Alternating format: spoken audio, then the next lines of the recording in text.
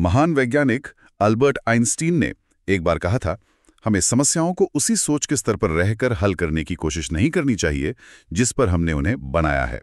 और ये बात मुझे लगता है शासन और नीति निर्माण पर भी उतनी ही सही बैठती है, खासकर जब हम बड़ी कल्याणकारी योजनाओं, उनकी असरदारिता और उनमें सुधार की बात करते हैं। तो इसी सोच के साथ आज की इस खास चर्चा में आप सबका स्वागत है। आज हम भारत सरकार की एक बहुत बड़ी, बहुत महत्वाकांक्षी योजना, प्रधानमंत्री गरीब कल्याण अन्न योजना यानी PMGKY पर थोड़ी गहराई से बात करेंगे। और हमारी इस बातचीत का आधार है द प्रिंट में छपा एक विश्लेषण जो इस योजना के लाभार्थियों की पात्रता और इसमें कुछ जरूरी सुधारों पर कह सकते हैं कुछ गंभीर सवाल खड़े करता है। इस चर्चा का हमारा मकसद है PMGKY से जुड़े जो हालिया आंकड़े सामने आए हैं उन्हें समझना, इसके लागू होने में जो जमीनी चुनौतियां आ रही हैं उन पर बात करना और स्रोत में जो संभावित सुधार सुधारे गए हैं उन्हें भी देखना। ये विश्लेषण मुझे लगता है खासतौर पे UPSC की तैयारी कर रहे अभ्यर्थियों के लिए काफी महत्वपूर्ण हो सकता है, प्रीलिम्स और मेंस दोनों के लिए, क्योंकि ये गवर्नेंस, पॉलिसी इंप्लीमेंटेशन, राजकोषीय प्रबंधन जैसे विषयों से सीधे जुड़ता है। और हाँ, आम लोग जो देश की बड़ी कल्याणकारी योजनाओं को समझना चाहते हैं उनके लिए भी ये जानकारी काफी काम की हो सकती है। हम योजना के साइज, इसके भारी भरकम वित्तीय बोझ और सामाजिक समानता से जुड़े पहलुओं पर भी बात करेंगे। तो चलिए शुरू करते हैं, इस मुद्दे को परत दर परत खोलते हैं। तो सबसे पहले उस डेटा पर आते हैं जिसने शायद इस पूरी बहस को एक तरह से हवा दी है। दिल्ली सरकार ने जो आंकड़े साझा किए हैं, क्या कहानी बताते हैं वो? जी देखिए, दिल्ली सरकार के खाद्य और आपूर्ति विभाग का जो सर्वे है उसके नतीजे वाकई आंखें खोलने वाले हैं जी। उनके अनुसार राजधानी दिल्ली में PMGKY के तहत जो मुफ्त अनाज ले रहे हैं उनमें से करीब 9% लाभार्थी, 9%? हाँ 9%, जिनकी संख्या लगभग 6.5 लाख बनती है, ये लोग असल में योजना के लिए पात्र ही नहीं पाए गए। मतलब सोचिए, हर 11 में से एक लाभार्थी शायद योग्य ही नहीं है। 6.5 लाख? जी। सिर्फ दिल्ली में? जी हाँ। और यहाँ जो बात और ज्यादा गौर करने वाली है वो ये कि ये अपात्र लोग हैं कौन? तो इनमें 96,000 ऐसे हैं जिनके पास अपनी कार है। कार? अच्छा। जी। और 89,000 से ज्यादा लोग ऐसे हैं जो दिल्ली के साथ साथ किसी और राज्य से भी इसी तरह की योजना का फायदा ले रहे हैं। मतलब डबल बेनिफिट। और करीब 2,80,000 लोग या तो जमीन के मालिक हैं, या इनकम टैक्स देते हैं, या फिर किसी रजिस्टर्ड कंपनी में डायरेक्टर हैं। तो ये आंकड़े बिल्कुल साफ दिखाते हैं कि योजना का लाभ उन तक भी पहुंच रहा है जो तय मापदंडों के हिसाब से गरीब नहीं माने जाने चाहिए। 9%, ये दिल्ली के लिहाज से तो बहुत बड़ा आंकड़ा है, लेकिन क्या ये सिर्फ दिल्ली की तस्वीर है या फिर राष्ट्रीय स्तर पर भी हमें कुछ ऐसा ही देखने को मिल रहा है? देखिए, राष्ट्रीय स्तर पर अगर हम देखें तो ये अनुपात थोड़ा कम जरूर है, लगभग 6% के आसपास। अच्छा, 6%। हाँ, लेकिन जब हम देश भर में लाभार्थियों की कुल संख्या देखते हैं जो करीब 76 करोड़ है, मतलब 19.2 करोड़ राशन कार्ड धारक परिवारों से जुड़े लोग, तो ये 6% भी एक बहुत बहुत बड़ी संख्या बन जाती है। हाँ, वो तो है। राष्ट्रीय आंकड़ों के हिसाब से करीब 1.92 करोड़ राशन कार्ड धारक परिवार हैं जो अपात्र पाए गए हैं। 1,92,00,000। जी। और इन 1.92 करोड़ अपात्र कार्ड धारकों में आप सुनिए 94.7 लाख इनकम टैक्स देने वाले हैं। इनकम टैक्स देने वाले। और मुफ्त राशन भी। हाँ। 17.5 लाख ऐसे हैं जिनके पास 4 पहिया गाड़ी है, और 5.3 लाख लोग कंपनियों के बोर्ड में डायरेक्टर हैं। तो ये 94.7 लाख आयकर दाता मुफ्त राशन की लाइन में, ये संख्या तो वाकई सोचने पर मजबूर करती है कि भाई मौजूदा व्यवस्था में चूक कहाँ हो रही है। ये आंकड़े भले ही दिल्ली से प्रतिशत में कम हो, लेकिन इनका जो विशाल आकार है वो दिखाता है कि ये एक राष्ट्रव्यापी समस्या है। और इससे एक बहुत अहम सवाल उठता है कि लाभार्थियों को चुनने और समय समय पर उनकी पात्रता को जांचने की हमारी जो प्रक्रिया है वो कितनी कारगर है। बिल्कुल। और श्रोताओं को सिर्फ याद दिलाने के लिए, PMGKY के पात्रता नियम तो साफ साफ कहते हैं कि सरकारी कर्मचारी या जिनका परिवार साल में 1 लाख रुपए और उससे ज्यादा कमाता है, जिनके पास 4 पहिया गाड़ी है और जो इनकम टैक्स देते हैं, वो लोग इस योजना के तहत मुफ्त अनाज पाने के पात्र नहीं हैं। जी हाँ, नियम तो बिल्कुल स्पष्ट हैं और ये इसीलिए बनाए गए थे ताकि सरकारी मदद सिर्फ उन तक पहुंचे जिन्हें इसकी सचमुच जरूरत है। लेकिन आंकड़े कुछ और ही कहानी बयां कर रहे हैं, जमीनी हकीकत कुछ और लग रही है। अच्छा, अब जरा योजना के विस्तार और इसके वित्तीय पहलू पर आते हैं। हम जानते हैं कि पीएमजीकेवाई के तहत जो अंत्योदय अन्न योजना एएवाई वाले परिवार हैं, उन्हें हर महीने 35 किलो अनाज मिलता है। हाँ, 35 किलो। और जो प्राथमिकता वाले परिवार है पीएचएच, उनके हर सदस्य को 5 किलो अनाज मिलता है। और कोविड महामारी के दौरान इसे पूरी तरह मुफ्त कर दिया गया था। जी, बिल्कुल मुफ्त। और यहाँ बात और दिलचस्प या कहें कि पेचीदा हो जाती है कि सरकार ने दिसंबर 2023 में, जब ये योजना खत्म हो रही थी, इसे अब दिसंबर 2028 तक यानी पूरे 5 और सालों के लिए बढ़ा दिया है। ये अपने आप में एक बहुत बड़ा नीतिगत फैसला है। बहुत बड़ा फैसला है और इसका जो वित्तीय असर है वो भी उतना ही बड़ा है। इन अतिरिक्त 5 सालों में मुफ्त अनाज देने का जो कुल अनुमानित खर्च है वो 11.8 ट्रिलियन रुपए आंका गया है। 11.8 ट्रिलियन। जी। यानी औसतन हर साल लगभग 2.36 ट्रिलियन रुपए का बोझ सरकारी खजाने पर पड़ेगा। हर साल 2.36 ट्रिलियन रुपए। हाँ, और अगर हम इसे बड़ी तस्वीर में देखें तो ये रकम देश के कुल सालाना बजट का एक काफ़ी बड़ा महत्वपूर्ण हिस्सा है। और इतने बड़े पैमाने पर खर्च करने से पहले ये पक्का करना बहुत ज़रूरी हो जाता है कि पैसा सही जगह जा रहा है या नहीं। और जब हम इसमें उन अपात्र लाभार्थियों पर हो रहे खर्च को जोड़ते हैं जिनकी हमने अभी बात की, तो ये राजकोषीय प्रबंधन के नज़रिए से गंभीर चिंता का विषय बन जाता है। 11.8 ट्रिलियन वाकई एक बहुत बहुत बड़ी राशि है ये। अब इस पूरी स्थिति को देखते हुए केंद्र सरकार ने राज्यों को निर्देश दिया है कि भाई सितंबर 2025 तक आप सभी अपात्र लाभार्थियों की पहचान करें और उन्हें लिस्ट से बाहर निकालें। सुनने में तो ये एक बिल्कुल सही, एक तार्किक कदम लगता है, लेकिन क्या ये प्रक्रिया उतनी आसान होगी जितनी लगती है जमीन पर? जमीनी हकीकत अगर देखें तो ये प्रक्रिया कई गंभीर चुनौतियों से भरी हुई है और इसकी सफलता पर सच कहूं तो कई सवालिया निशान हैं। पहली और शायद सबसे बड़ी चुनौती है राजनीतिक जोखिम। हाँ, वो तो है ही। किसी भी कल्याणकारी योजना से लाभार्थियों को हटाना, भले ही वो अपात्र क्यों न हो, राजनीतिक रूप से बहुत संवेदनशील मामला होता है। इससे बड़े पैमाने पर नाराजगी फैल सकती है जिसका सीधा असर चुनावों पर पड़ सकता है। और भारत में आर्थिक सुधारों का इतिहास देखें तो पता चलता है कि सरकारें अक्सर ऐसी योजनाओं के नियमों को सख्ती से लागू करने के लिए अपनी राजनीतिक पूंजी दांव पर लगाने से कतराती हैं, हिचकिचाती हैं, खासकर जब लाभार्थियों की संख्या करोड़ों में हो। सही कहा। और दूसरी बड़ी चुनौती है जिम्मेदारी का हस्तांतरण।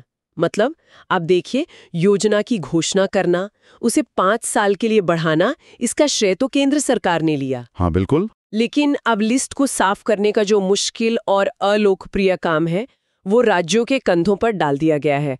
तो जाहिर सी बात है, राज्य सरकारें हिचकिचाएंगी क्योंकि उन्हें ही सीधे तौर पर जनता के गुस्से का सामना करना पड़ेगा। और क्या इस हिचकिचाहट के पीछे कोई वित्तीय वजह भी हो सकती है? मतलब अगर राज्य सरकारें सख्ती नहीं दिखाती तो क्या उन्हें इसका कोई नुकसान उठाना पड़ सकता है? ये भी एक बहुत महत्वपूर्ण पॉइंट है।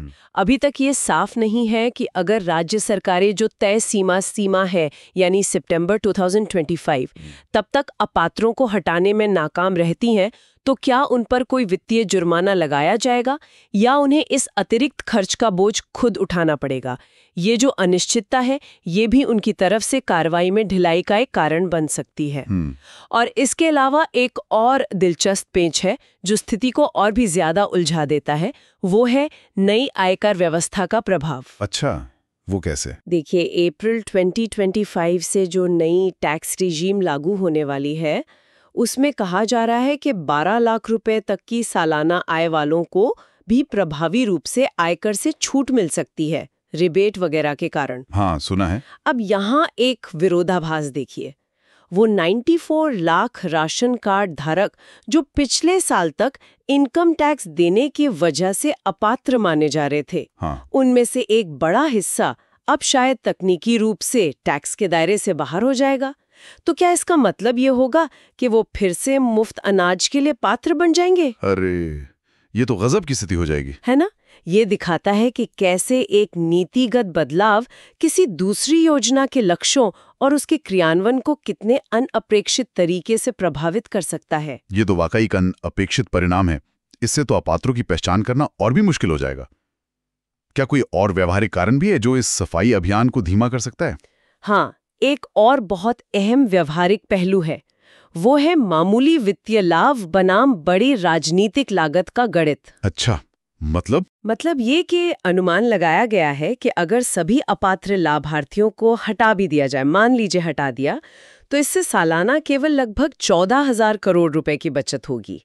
14,000 करोड़, ये मामूली कैसे हुआ? सुनने में तो ये बड़ी रकम लगती है, सही कहा, लेकिन जब हम इसकी तुलना योजना के कुल सालाना खर्च जो कि 2.36 ट्रिलियन है उससे करते हैं, हाँ। तो ये बचत सिर्फ लगभग 6% है। ओह, कुल खर्च का सिर्फ 6%? जी, तो ऐसे में सरकारें ये तर्क दे सकती हैं कि भाई इतनी छोटी सी बचत के लिए इतना बड़ा राजनीतिक जोखिम उठाना क्या समझदारी है।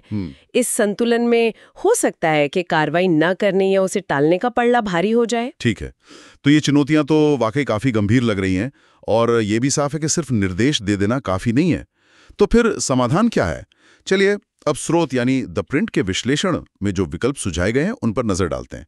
क्या सिर्फ अपात्रों को हटाने की कोशिश करते रहना ही रास्ता है या कुछ और सोचा जा सकता है? स्रोत का तर्क यही है कि सिर्फ अपात्रों को हटाने जैसे मुश्किल और शायद कम प्रभावी कदमों पर ही सारी ऊर्जा लगाने के बजाय सरकार को ज्यादा बुनियादी, ज्यादा संरचनात्मक सुधारों पर विचार करना चाहिए। बुनियादी सुधार? जैसे कि पहला कदम तो ये है कि देश में घटी हुई गरीबी की जो वास्तविकता है उसे स्वीकार किया जाए।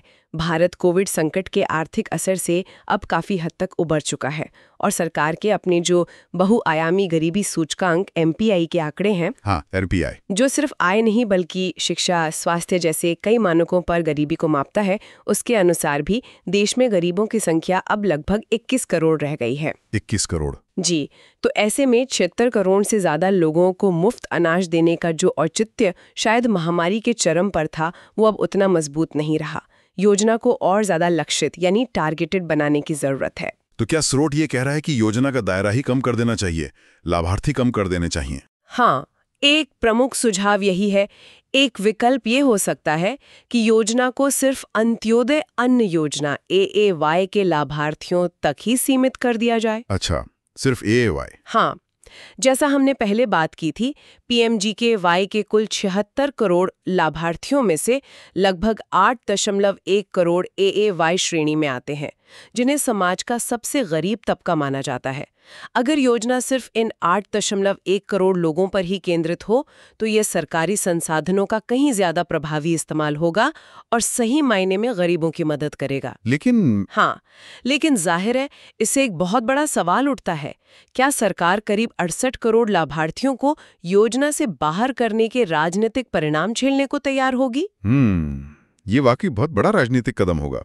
क्या स्रोत ने कोई और रास्ता भी सुझाया है, खासकर अगर सरकार दिसंबर 2028 की जो समय सीमा तय की है उससे पहले योजना को इस तरह सीमित करने से हिचकाती है? हाँ, एक वैकल्पिक रास्ता भी सुझाया गया है जिसे हम PMGKY का पुनर्गठन कह सकते हैं।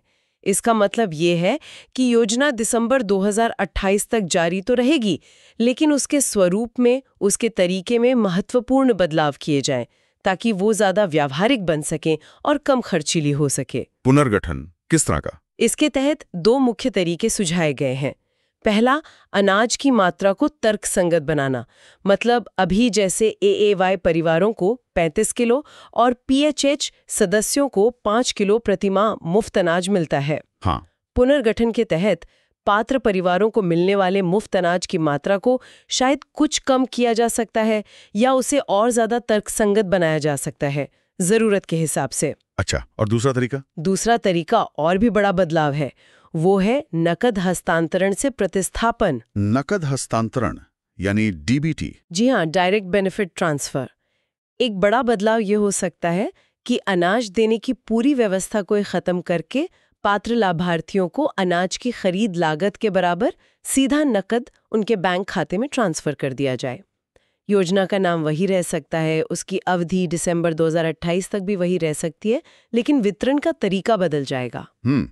अनाज की जगह पैसा? हाँ, इससे परिवहन, भंडारण और वितरण में जो बर्बादी होती है या जो भ्रष्टाचार यानी लीकेज की गुंजाइश रहती है, उसे कम करने में भी मदद मिल सकती है। तो कुल मिलाके संदेश ये है कि या तो योजना को सिर्फ उन तक सीमित करें जिन्हें वाकई इसकी जरूरत है, या फिर अगर इसे व्यापक रखना ही है तो इसके स्वरूप को बदलें, या तो कम अनाज दें या फिर अनाज की जगह नकद दें, ताकि आज की आर्थिक हकीकत और देश में गरीबी के घटे हुए स्तर के ज्यादा करीब हो। बिल्कुल सही कहा आपने। अगर हम इसे पूरी तस्वीर में रखकर देखें तो इस तरह के सुधार या पुनर्गठन से न केवल ये पक्का होगा कि सरकारी मदद ज्यादा प्रभावी ढंग से इस्तेमाल हो रही है, बल्कि इससे सरकार के अरबों रुपए के बहुमूल्य संसाधन भी बचेंगे। हाँ, ये भी महत्वपूर्ण है। और इन बचाए गए पैसों को फिर शिक्षा, स्वास्थ्य, स्किल डेवलपमेंट या फिर बुनियादी ढांचे के निर्माण जैसी दूसरी महत्वपूर्ण योजनाओं में लगाया जा सकता है, जो देश के लंबे समय के सामाजिक और आर्थिक विकास के लिए शायद ज्यादा जरूरी हैं। तो आज की इस पूरी काफी गहन चर्चा को अगर हम समेटें, हमने देखा कि प्रधानमंत्री गरीब कल्याण अन्न योजना PMGKY में खासकर दिल्ली और राष्ट्रीय स्तर पर भी एक बड़ी संख्या में अपात्र लाभार्थी पाए गए हैं, जिनमें कार मालिक और इनकम टैक्स देने वाले तक शामिल हैं जी। और फिर हमने समझा कि इन अपात्रों को लिस्ट से हटाना कई गंभीर चुनौतियों की वजह से बहुत मुश्किल काम है, जैसे राजनीतिक विरोध का डर, जिम्मेदारी राज्यों पर डाल देना, नई टैक्स व्यवस्था का अप्रत्याशित असर पड़ना और हटाने से जो बचत होगी उसका कुल खर्च के मुकाबले कम होना। बिल्कुल। और अंत में हमने द प्रिंट के विश्लेषण में सुझाए गए कुछ बड़े सुधारों पर बात की। सुझाव यह है कि सिर्फ अपात्रों को हटाने पर ही सारा ध्यान लगाने के बजाय ज्यादा बुनियादी बदलावों पर विचार हो, जैसे या तो योजना का दायरा घटाकर सिर्फ सबसे गरीबों जैसे AAY लाभार्थी तक सीमित कर दिया जाए, या फिर योजना को दिसंबर 2028 तक जारी रखते हुए उसका स्वरूप ही बदल दिया जाए, यानी या तो अनाज की मात्रा कम की जाए या उसे सीधे नकद हस्तांतरण BT से बदल दिया जाए। और आज का अंतिम विश्लेषणात्मक विचार शायद ये है कि ये पूरी चर्चा दिखाती है कि भारत जैसे विशाल देश में कल्याणकारी योजनाओं का प्रबंधन कितना जटिल काम है। चुनौती सिर्फ योजना बनाने और लागू करने की ही नहीं है, बल्कि उसे प्रभावी ढंग से लक्षित करने की और बदलती सामाजिक आर्थिक परिस्थितियों के हिसाब से उसमें लगातार सुधार करते रहने की भी है। इसमें अक्सर आर्थिक समझदारी और राजनीतिक मजबूरियों के बीच एक बहुत नाजुक संतुलन साधना पड़ता है। UPSC की तैयारी करने वालों के लिए ये गवर्नेंस, पॉलिसी साइकिल और फिस्कल रिस्पॉन्सिबिलिटी के बीच के जो जटिल संबंध हैं, उनको समझने का एक बेहतरीन केस स्टडी है। बिल्कुल। और जाते जाते हम अपने श्रोताओं के लिए एक विचारणीय प्रश्न छोड़ रहे हैं, जो स्रोत के विश्लेषण से ही निकलता है कि भाई लाभार्थियों की पहचान को सटीक बनाने और इस तरह की गड़बड़ियों या लीकेज को रोकने के लिए टेक्नोलॉजी का कितना प्रभावी इस्तेमाल हो सकता है। क्या आधार लिंकिंग या विभिन्न सरकारी डेटाबेसेस जैसे इनकम टैक्स का डेटा, गाड़ी रजिस्ट्रेशन का डेटा, जमीन के रिकॉर्ड्स, इनको आपस में जोड़ना एक समाधान हो सकता है? और अगर हाँ, तो इस तरह के तकनीकी समाधानों से जुड़े निजता यानी प्राइवेसी और डेटा सुरक्षा के कौन से नैतिक और व्यावहारिक मुद्दे हैं जिन पर हमें गंभीरता से विचार करने की जरूरत होगी? तो सोचिएगा इस पर। अगर आपको द डीप डाइव की ये गहन पड़ताल जानकारीपूर्ण और उपयोगी लगी तो कृपया इसे लाइक करें, हमारे चैनल को सब्सक्राइब करें ताकि आप भविष्य के विश्लेषणों से ना चूकें। और हाँ, इस विषय पर आपके क्या विचार हैं? क्या आपके मन में कोई सवाल है? नीचे टिप्पणी अनुभाग में जरूर साझा करें। हमें आपकी प्रतिक्रिया का इंतजार रहेगा।